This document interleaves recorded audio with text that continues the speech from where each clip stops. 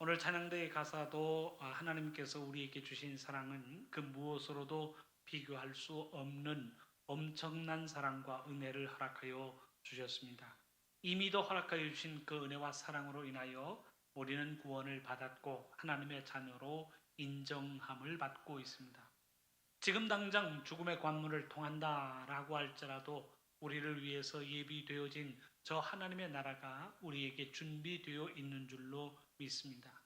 그 많은 하나님의 은혜를 받았으니 이제는 감사하며 경배하며 우리의 것으로 하나님의 일들을 감당하는 드리는 삶을 살아가는 시간들이 될 수 있기를 주님의 이름으로 축원합니다. 우리가 오늘 본문으로 봉독한 히브리서, 이 히브리서를 기록한 이가 누구인가라고 한 신학적인 논쟁이 있습니다. 보통 보면 서두에 사도 바울 같은 경우에 예수 그리스도의 은혜로 사도된 나 바울은이라고 하는 말로 시작되는데, 히브리서에서는 누가 이 히브리서를 기록하고 있는가라고 하는 언급이 기록되어 나타나지 않고 있습니다. 전통적으로는 사도 바울이 기록한 것이라고 전해지고 있지만 예전부터 사도 바울이 아닌 다른 사람이 기록하였다라고 하는 견해도 등장하고 있습니다. 사도 바울이 아닌 사도 바나바가 기록하였다라고 하는 주장도 대두되어지고 있습니다. 사도 바울이 서신을 쓸 때 쓰는 특유의 표현과 단어들이 있는데 이 히브리서에서는 전혀 다른 양태로 나타나기 때문에 다른 사람이 기록하였을 것이다 라고 하는 주장에 더 힘을 얻고 있는 것이 사실입니다. 그런데 중요한 것은 누가 히브리서를 기록하였는가 라고 하는 저자에 대한 논쟁보다도 이 히브리서가 우리에게 주는 교훈이 무엇인가, 히브리서가 증거하고 히브리서가 교훈하고 있는 복음의 핵심이 무엇인가 라고 하는 것이 더 중요한 문제입니다. 히브리서가 우리에게 주장하는 내용이 무엇인가요? 히브리서의 교훈은 믿음이 무엇인가 라고 하는 사실을 집중적으로 우리에게 교훈하고 있습니다. 히브리서 11장이 가지고 있는 별명이 있습니다. 예를 들어 고린도전서 13장 그러면 사랑장이라고 하는 별명을 가지고 있는데 히브리서 11장도 별명을 가지고 있습니다. 곧 믿음의 장이라고 하는 별명을 가지고 있습니다. 히브리서의 교훈대로 한다면 믿음이 무엇인가라고 하는 사실을 우리에게 가르치고 있습니다. 특별히 히브리서 11장에 보면 믿음으로 산 사람들이 누구인가라고 하는 그들의 이름과 함께 그 예를 우리에게 열거하고 있습니다. 이처럼 히브리서는 처음부터 예수 그리스도를 통하여 우리에게 나타나는 하나님의 은혜가 무엇인지를 선포하고 있습니다. 예수 그리스도를 통하여 우리는 구원함을 받았고 예수 그리스도를 통하여 나타나는 그 은혜로 인하여 우리가 하나님의 자녀가 되었다라고 하는 사실을 강조하여 선포하고 있습니다. 그래서 히브리서의 저자는 예수 그리스도를 깊이 생각하라, 예수 그리스도만 바라보라 라고 하는 복음의 핵심을 우리에게 전하고 있습니다. 히브리서 3장 1절의 말씀은 이렇게 기록합니다. 그러므로 함께 하늘의 부르심을 받은 거룩한 형제들아, 우리가 믿는 도리의 사도이시며 대제사장이신 예수를 깊이 생각하라. 우리 믿음의 도리이신 예수 그리스도를 깊이 생각하라 라고 하는 교훈, 영어 성경으로 보면 우리의 생각을 예수 그리스도에게 고정시키라 라고 하는 표현으로 이야기하고 있습니다. 히브리서 12장 2절 상반절에서도 같은 내용이 고백되어지는데 말씀은 이렇게 기록합니다.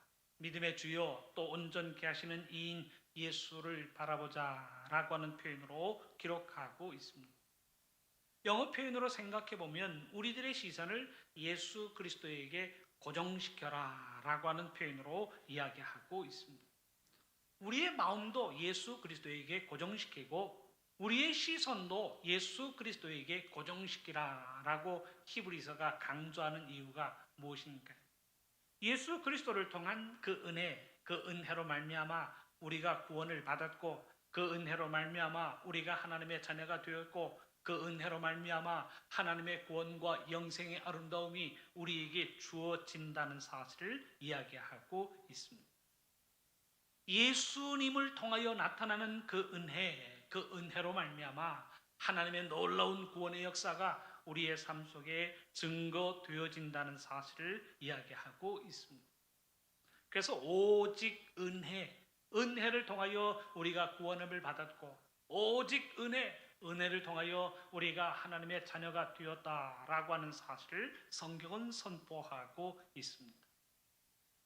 사랑하는 성도 여러분, 우리가 믿음 생활을 하면서 하나님의 은혜를 빼어놓고 생각할 수 있을까요? 은혜를 통하지 않고는 우리가 하나님의 자녀가 될 수 없고, 은혜를 통하지 않고는 구원과 영생의 아름다움이 우리에게 이루어질 수 없다는 사실을 우리는 고백하고 있습니다. 하나님의 은혜로 옷 입을 때 구원의 아름다움이 우리에게 이루어집니다. 은혜로 옷 입을 때 우리의 모든 죄가 용서되어지고 우리는 하나님의 자녀로 인정되어집니다. 예수 그리스도의 사랑, 십자가의 은혜로 옷 입는 순간에 우리의 모든 죄는 해결되어지고 하나님의 거룩한 성도로 인정되어진다는 사실을 말씀은 이야기하고 있습니다. 그러니까 은혜를 통하지 않고 하나님의 구원에 이를 자가 없다는 사실을 하나님의 말씀은 강조하고 있습니다. 은혜가 무엇인가요? 하나님께서 우리에게 그 어떤 값을 요구하지 않으시고 주는 선물입니다. 만일 하나님께서 구원의 아름다움을 주시면서 우리에게 값을 치르라 라고 값을 요구하신다면 그 값을 치를 수 있는 인생이 어느 누구도 없습니다. 값을 치를 수 없다는 것을 아시고 하나님께서는 구원의 은혜를 우리에게 선물로 허락하여 주고 계십니다. 예수 그리스도의 대속의 죽음을 통하여 우리에게 하나님의 구원의 아름다움을 이루어 주셨으니 하나님의 선물이요 하나님의 은혜라고 하는 사실을 우리는 고백하게 됩니다. 은혜라고 하는 표현을 생각할 때 우리는 하나님께 드릴 것이 없어요. 하나님께서 구원의 아름다움을 우리에게 허락하시면서 값을 치러라 라고 요구하고 계시지 않습니다. 누구든지 예수 그리스도의 이름을 믿는 자 그 은혜로 옷 입게 하셨고 그 은혜로 옷 입는 자가 하나님의 자녀요 천국의 백성이 될 수 있도록 하나님은 은혜를 허락하고 계십니다. 그래서 대속의 이 모든 과정을 하나님의 은혜요 하나님의 선물이라고 말씀은 가르치고 있습니다. 에베소서 2장 8절의 말씀은 이야기합니다. 너희는 그 은혜에 의하여 믿음으로 말미암아 구원을 받았으니 이것은 너희에게서 난 것이 아니요 하나님의 선물이라. 하나님이 거저 주시는 그 선물, 그 은혜로 말미암아 우리의 모든 죄는 용서되어지고 우리가 하나님의 자녀가 되었습니다 라고 하는 사실을 성경은 이야기하고 있습니다. 그야말로 이미 우리는 하나님의 은혜를 옷 입은 자가 되었어요. 하나님의 은혜로 옷 입고 하나님의 자녀가 되었고 하나님의 은혜로 옷 입고 하나님의 구원과 영생의 아름다움이 우리에게 허락되어진 줄로 믿습니다. 그러니 은혜 입은 자요 은혜 받은 자로 우리는 오늘의 시간들을 살아가고 있습니다. 그런데 오늘 본문에는 은혜를 받자라고 하는 말이 등장하고 있습니다. 본문 28절 상반절의 말씀입니다. 말씀은 이렇게 기록합니다. 그러므로 우리가 흔들리지 않는 나라를 받았은즉 은혜를 받자라고 말씀은 기록하고 있습니다. 은혜를 받고 흔들리지 않는 나라, 하나님의 나라를 받았으니 하나님을 섬겨야 한다라고 하면서 후반절의 교훈이 이어지고 있습니다. 28절 하반절의 말씀은 이렇게 기록합니다. 이로 말미암아 경건함과 두려움으로 하나님을 기쁘게 섬길지니 하면서 은혜를 받자라고 하는 표현과 함께 이로 말미암아 은혜를 받아서 경건함과 두려움으로 하나님을 기쁘게 섬겨야 한다라고 하는 내용으로 오늘의 본문은 우리에게 교훈을 주고 있습니다. 그러니까 먼저 은혜를 받자라고 하는 권면, 그리고 은혜를 받고 하나님을 섬기자라고 가르치고 있습니다. 은혜를 받는 것은 원인이 되고 하나님을 섬기는 것은 그 결과 혹은 은혜 받은 이들이 감당해야 할 믿음의 사명이라는 사실을 우리에게 이야기하고 있습니다. 근데 그 원문의 의미를 생각하면 생각할수록 이는 번역상의 문제를 안고 있다는 사실을 우리는 인정하지 않을 수 없습니다. 흔들리지 않는 나라를 받았은즉 은혜를 받자라고 하는 말의 뜻이 그 문제를 안고 있다는 것입니다. 우리가 이제까지 생각한 대로 한다면 이미 우리는 구원을 받았는데 그 구원이 하나님의 은혜라고 하는 사실을 고백하였습니다. 내가 하나님의 은혜를 받았습니다. 내가 하나님의 은혜를 누립니다. 라고 하는 고백은 나는 이미 죄사함을 받았고 하나님의 구원이 내게 이루어지고 나는 하나님의 자녀로 인정됩니다. 라고 하는 사실을 우리는 고백하고 있다는 사실. 은혜를 받았으니 하나님의 자녀로 살아가는 것 아니겠습니까?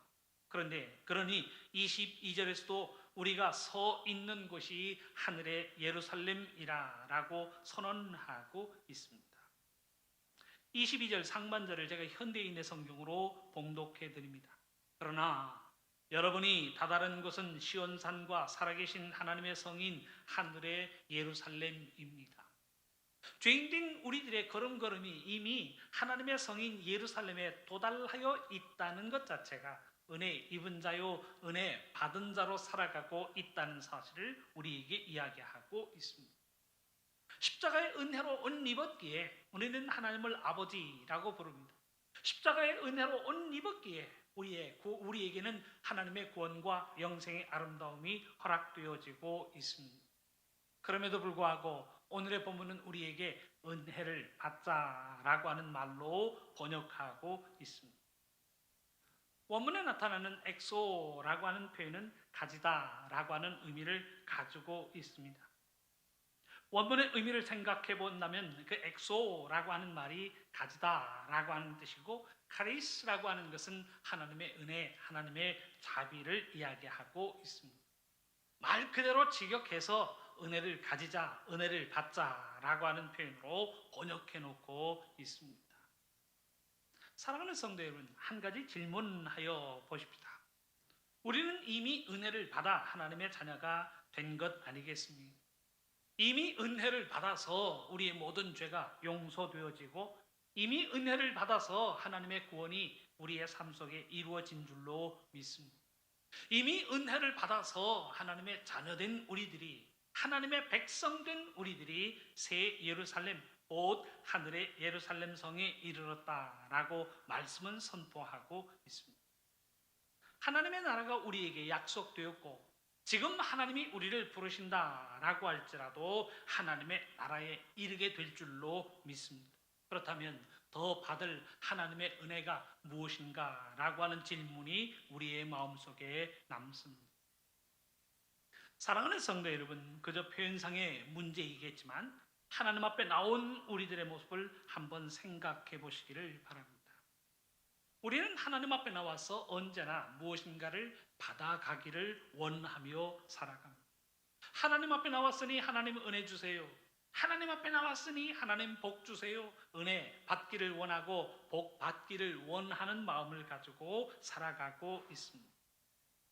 하나님께 무엇을 드린다라고 하는 것보다는 받기를 좋아하고 내가 하나님으로부터 받는 것, 그 모든 받는 것이 당연하다라고 생각하며 살아갑니다. 그러니 하나님 앞에 나와서 은혜를 받는 것 아니겠습니까? 하나님 앞에 나와 예배하였으니 하나님 복 주시기를 원합니다. 복 받기를 원하는 것 아니겠습니까? 예수 그리스도의 대속의 공로를 통해서 속죄함을 받았습니다. 매일매일의 삶 속에서 일용할 양식을 주시옵고 매일매일의 삶 속에서 영육에 필요한 모든 것으로 공급받기를 원합니다. 기도하는 매 순간마다 우리의 문제를 풀어주세요. 우리의 어려움을 이기게 해주세요. 라고 하면서 우리의 삶에 필요한 모든 것들을 하나님 앞에 요구하며 살아갑니다. 권능 주세요. 지혜 주세요. 문제 해결해 주세요. 우리의 기도는 하나님의 복을 받으려는 외침과 관련되어 있다는 사실을 우리는 부인할 수 없습니다. 혹시나 하는 생각에 기도 마지막에 내가 미처 간구하지 못한 것까지 하나님 챙겨주시기를 바랍니다 라고 하면서 하나님 앞에 기도하고 간구합니다. 이미 하나님께서는 우리의 삶 속에 필요한 모든 것을 공급하여 주신 하나님이세요. 하나님이 주시지 않은 것이 무엇인가요? 심지어 하나님의 아들 독생자 예수 그리스도의 생명조차도 우리를 구원하여 주시기 위해서 내어주신 분이 우리의 하나님이십니다. 그런데 그 하나님 앞에 나와서 하나님 이것 주세요, 저것 주세요, 간구하지 못한 것까지 허락하여 주시기를 원합니다 라고 하면서 우리의 드리는 것에는 관심이 없고 하나님 앞에 구하고 간구하며 사는 것이 우리들의 삶이라는 사실을 우리는 부인할 수 없습니다. 사랑하는 성도 여러분, 한번 반대로 생각해 보시기를 바랍니다. 하나님 앞에 나온 우리들의 삶이 하나님께 무엇을 드리고 있는가라고 하는 질문으로 한번 던져보시기를 바랍니다. 내가 하나님 앞에 예물을 드릴 때 무엇으로 하나님께 드렸는가? 내가 하나님의 나라를 위하여 헌신 봉사할 때 어떤 헌신과 어떤 봉사로 하나님의 나라를 위하여 애쓰고 있는가? 하나님께서는 독생자 예수 그리스도의 생명까지도 우리를 위하여 내어주셨는데 나는 지금 이 시간 하나님께 무엇을 드리고 있는가라고 하는 질문을 마음속에 던져보시기를 바랍니다. 오늘 본문을 번역하는 과정에서 원문의 의미를 살려서 새번역과 현대인의 성경은 28절을 이렇게 번역하고 있습니다. 먼저 현대인의 성경을 제가 28절 봉독해 드립니다. 말씀은 이렇게 기록합니다. 우리는 흔들리지 않는 나라를 받았으니 감사하며 경건하고 두려운 마음으로 하나님을 섬겨 그분을 기쁘게 해 드립시다 라고 하는 말로 번역하고 있습니다. 은혜를 받자, 하나님으로부터 무엇인가를 기대해서 받자라고 하는 표현을 원문의 의미를 살려서 감사를 드린다, 하나님 앞에 감사하자라고 하는 표현으로 바꾸어 놓고 있습니다. 새번역의 성경도 다르지 않습니다. 기록된 28절 새번역의 성경 제가 봉독해 드립니다. 그러므로 우리는 흔들리지 않는 나라를 받으니 감사를 드립시다. 그리하여 경건함과 두려움으로 하나님이 기뻐하시도록 그를 섬깁시다 라고 하는 말로 기록하고 있습니다. 공동번역의 내용도 다르지 않습니다. 28절 상반절의 말씀을 공동번역으로 보면 우리는 흔들리지 않는 나라를 차지했으니 감사를 드립시다 라고 하는 말씀으로 기록하고 있습니다. 이미 예수 그리스도를 통하여 우리의 죄를 용서하여 주셨고 이미 예수 그리스도를 통하여 하늘의 도성 예루살렘을 우리에게 허락하여 주셨으니 그 은혜를 기억하며 감사를 드립시다, 감사하십시다 라고 하는 내용으로 오늘의 본문을 번역해 놓고 있습니다. 사랑하는 성도 여러분, 오늘의 본문의 의미 속에서 우리는 은혜를 받는다라고 하는 말의 두 가지 의미를 기억해야 할 줄로 압니다. 하나는 이미 이야기한 것처럼 은혜를 받는다라고 하는 것은 구원의 은혜를 옷 입는다라고 하는 사실을 의미하고 있습니다. 은혜를 받아서 우리의 모든 죄가 용서되어지는 거예요. 은혜를 받아서 내가 하나님의 자녀로 인정되어지는 거예요. 은혜를 받았기에 내가 하나님 앞에서 살아가는 매 순간마다 하나님께서는 우리의 삶을 눈동자처럼 지키신다는 사실을 이야기하고 있습니다. 또한 은혜를 받는다라고 하는 두 번째의 의미는 무엇인가요?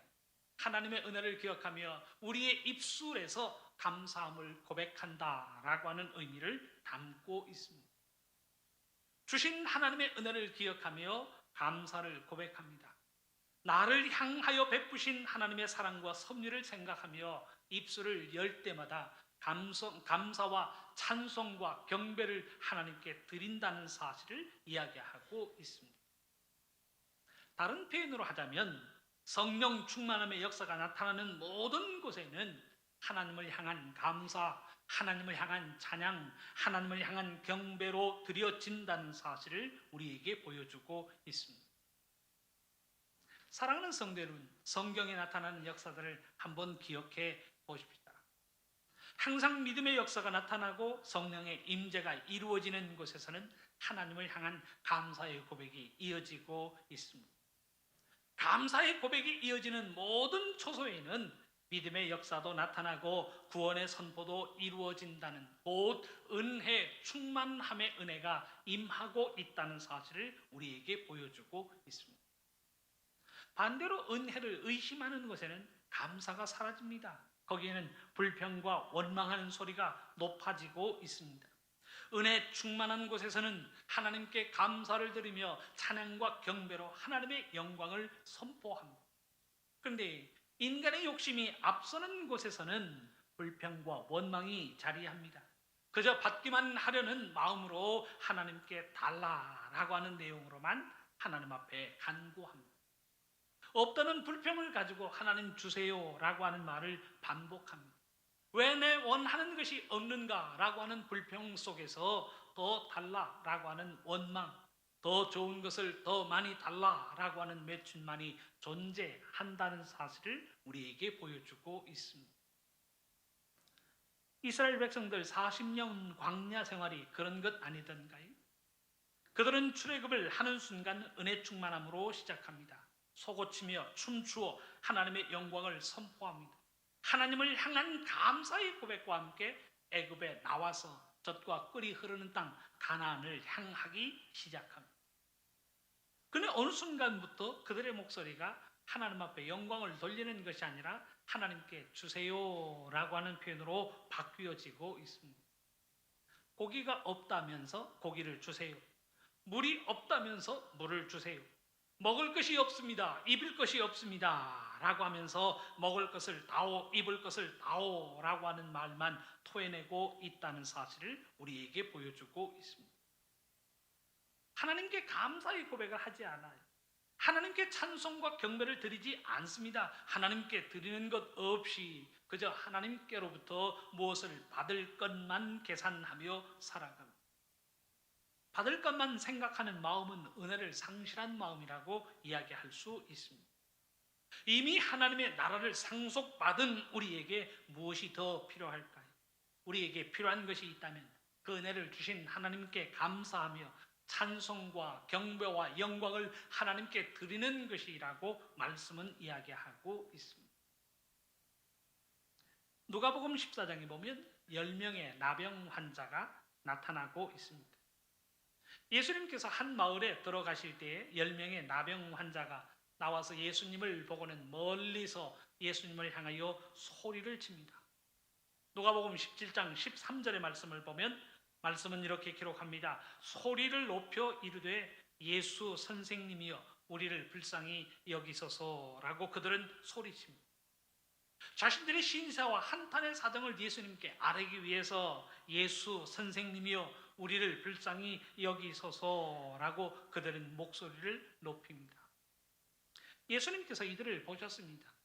이들의 소리를 들으시고는 예수님께서 이들을 불쌍히 여기시고 은혜를 베푸십니다.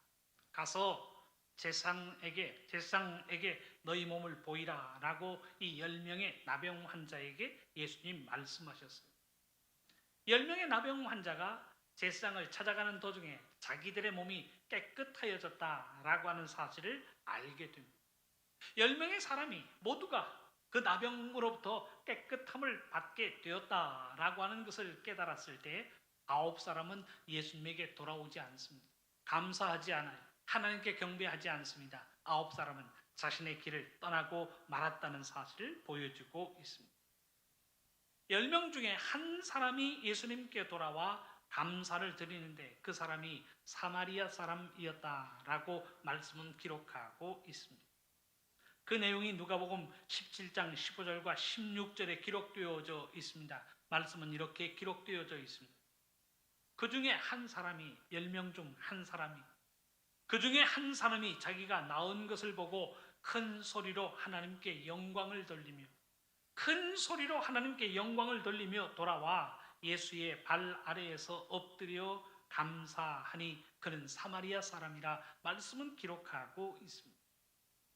10사람 중에 돌아와서 감사합니다. 감사의 고백을 하고 하나님께 찬양과 경배를 돌리고 있는 사람은 단 한 사람, 그것도 유대인이 아닌 사마리아 사람이었다라고 하는 사실을 말씀은 기록하고 있습니다. 그 한 사람에게 예수님께서 남기신 말씀이 무엇인가요? 일어나 가라. 내 믿음이 너를 구원하였느니라 라고 예수님은 말씀을 남기고 계십니다.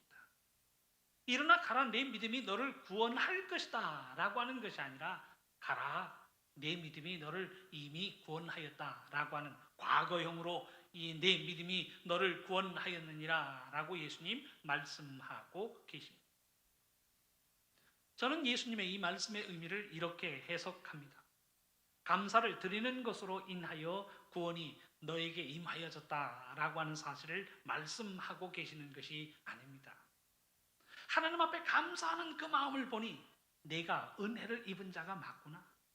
하나님 앞에 감사하는 고백을 들으니 하나님의 은혜가 내게 임하여져서 내 모든 문제가 해결되어지고 하나님의 구원이 내게 임한 것이 맞구나 라고 하는 사실을 예수님 인정하고 계십니다. 사마리아 사람이 예수님께 감사를 드렸다라고 하는 그 감사의 고백은 구원의 성취가 그에게 이루어졌다라고 하는 사실을 드러내는 징표라고 하는 사실을 우리에게 보여주고 있습니다. 사랑하는 성도 여러분, 항상 입을 열 때마다 감사를 고백하는 사람은 하나님의 은혜로 옷 입고 사는 중이라고 이야기할 수 있습니다.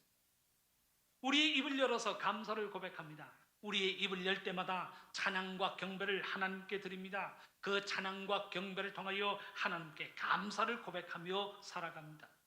그의 입에서 감사가 떠나지 않는다라고 하는 것은 그가 믿음의 길을 걸어가고 있는 증거라고 하는 사실을 우리에게 보여주고 있습니다. 하나님의 은혜로 옷 입은 자는 불평과 불만을 가지고 무엇인가를 달리는 사람이 아니라는 사실을 이야기하고 있습니다. 은혜로 사는 사람의 입에는 불평과 원망이 나타나지 않는다는 것. 은혜로 사는 사람의 입에는 감사와 찬송, 경배를 통하여 하나님께 영광을 돌린다는 사실을 우리에게 이야기하고 있습니다. 모든 것이 하나님의 은혜요 하나님의 선물임을 고백하면서 항상 감사, 늘 감사의 고백을 남기는 삶이라는 사실을 우리에게 가르치고 있습니다. 사랑하는 성도 여러분, 우리의 입술에 감사의 고백이 있는가 없는가라고 하는 것은 아주 중요한 기준이 됩니다. 어떤 기준인가요? 내가 은혜로 살고 있는가, 은혜로 살고 있지 못하는가 라고 하는 것을 알려주는 기준이 되고 있다는 사실을 우리에게 가르치고 있습니다. 은혜로 사는 사람은 그 입술에서 감사의 고백이 떠나지 않습니다. 나를 하나님의 자녀 삼아주시고 천국의 백성 삼아주셨으니 그 은혜를 기억하며 감사합니다, 고맙습니다, 감사합니다 라고 하는 고백이 떠나지 않는다는 사실을 우리에게 얘기하고 있습니다. 심지어 고난과 어려움 속에서도 하나님 감사합니다 라고 하는 고백을 놓치지 않고 살아갑니다. 시편 저자의 고백처럼 고난 당하는 것도 유익이라 라고 하면서 그 고난과 어려움 속에서도 하나님을 향하여 감사할 수 있는 신앙, 그 신앙이 은혜 충만한 삶이라는 사실을 우리에게 보여주고 있습니다. 하나님께 감사하는 감사의 고백은 무엇을 드러내고 있나요? 우리가 은혜로 옷 입고 은혜로 살고 있다는 사실을 드러내고 있습니다. 하나님의 은혜로 충만하여 그 은혜로 사는 이는 어떤 삶의 환경 속에서도 하나님을 향하여 감사의 고백을 드린다는 사실을 본문은 우리에게 가르치고 있습니다. 사랑하는 성도 여러분, 우리가 하나님 앞에 나와서 드린다라고 했을 때 무엇으로 하나님께 드릴 수 있을까요? 우리가 천천의 수양을 가지고 만만의 기름을 가지고 하나님께 나오면 우리의 드리는 그 모든 재물을 보시고 하나님께서 기뻐하실까라고 하는 질문입니다. 하나님이 원하시는 바는 감사함으로 드리는 그 찬양과 경배를 하나님이 원하고 계십니다. 하나님 감사합니다. 하나님의 은혜를 기억하며 감사의 고백을 남기는 그 감사의 고백을 하나님은 원하고 계십니다. 그 감사의 고백을 하나님께 드림으로 성령 충만함을 드러내기를 하나님은 지금도 우리에게 기대하고 계신다는 사실을 말씀은 가르치고 있습니다. 사랑하는 성도 여러분, 항상 감사, 늘 감사하는 우리들의 삶이 될 수 있기를 바랍니다. 나를 자녀 삼아 주시고 나를 천국 백성 삼아 주셨으니 그 은혜를 기억하며 항상 감사하는 우리들의 삶이 될 수 있기를 바랍니다. 그 감사로 은혜 충만함의 아름다움을 드러내는 우리 모두가 될 수 있기를 주님의 이름으로 축원합니다. 기도하겠습니다. 사랑 은혜의 하나님, 감사합니다. 늘 하나님 앞에 나와 받는 것만을 좋아해서 구하고 또 구하지 못한 것까지 허락하여 주시기를 원합니다. 인간적이고 세상적인 것을 구했던 저희들의 모습을 용서하여 주옵소서. 원 없는 것은 하나님의 은혜로 옷 입어서 항상 감사하는 우리의 입술이 되게 하여 주옵시고, 은혜를 주시고 우리를 하나님의 자녀 삼아 주신 하나님의 은혜를 기억하며 감사 또 감사하는 주님의 백성들 되게 하여 주옵소서. 우리 주님 예수님의 이름으로 기도합니다. 아멘.